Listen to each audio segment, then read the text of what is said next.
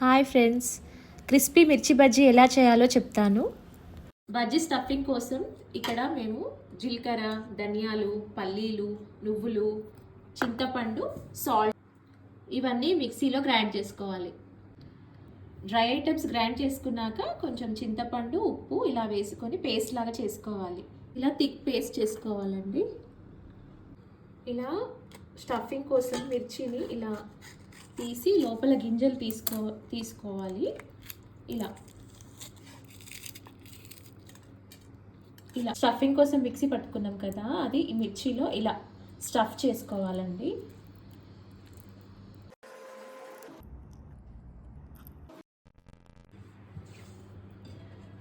మిర్చీలకు తగినంత శనగపిండి తీసుకోవాలి. మిర్చీలు క్రిస్పీగా రావాలంటే కొంచెం బొంబాయి రవ్వ కలుపుకోవాలి,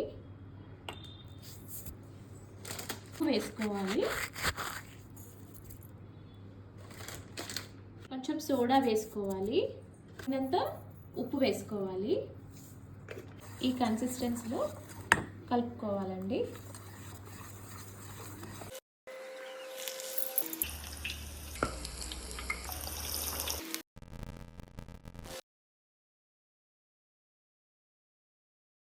మళ్ళీ అవి వేగాక మళ్ళీ డబుల్ టైం వేస్తే క్రిస్పీగా వస్తాయండి.